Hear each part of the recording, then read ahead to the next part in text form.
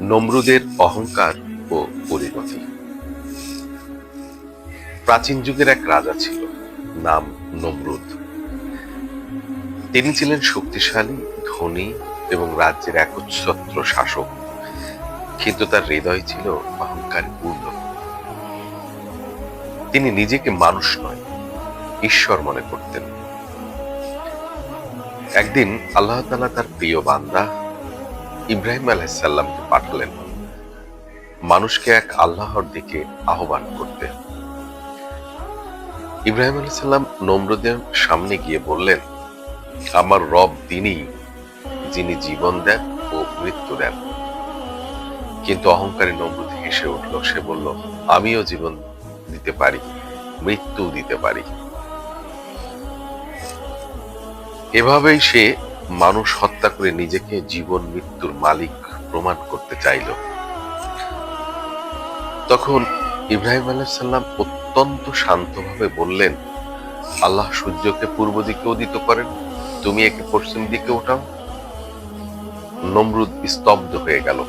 তার কোনো উত্তর ছিল না। তার রাজকীয় দরবারে নেমে এলো নিস্তব্ধতা।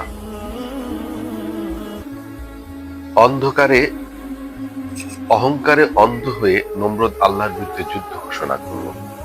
সে বিশাল এক টাওয়ার বানানোর চেষ্টা করল,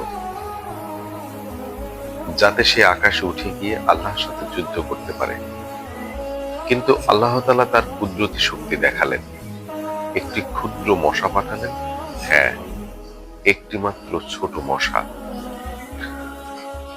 মশাটি তার নাকে ঢুকে গেল, মাথার ভিতর প্রবেশ করে তাকে ভয়ঙ্কর যন্ত্রণায় ফেলল। নমরুদ মাথা ঠুকতে থাকলো, রাজপ্রাসাদের দেয়ালে আঘাত করলো, কিন্তু তবুও শান্তি পেল না।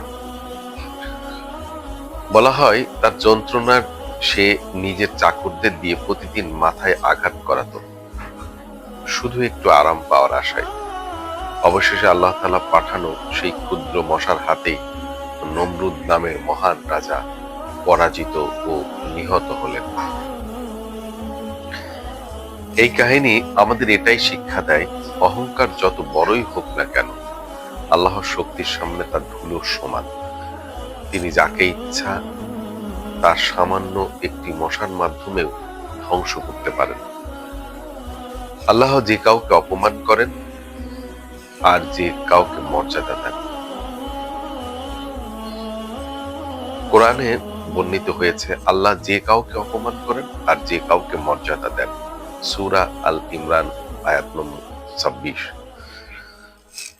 চলুন আমরা নমরুদের মহৎ অহংকার না করে ইব্রাহিম আলাইহিসসালামের মতো বিনয়ী ও ঈমানদার হই। কারণ প্রকৃত রাজত্ব শুধুমাত্র আল্লাহরই।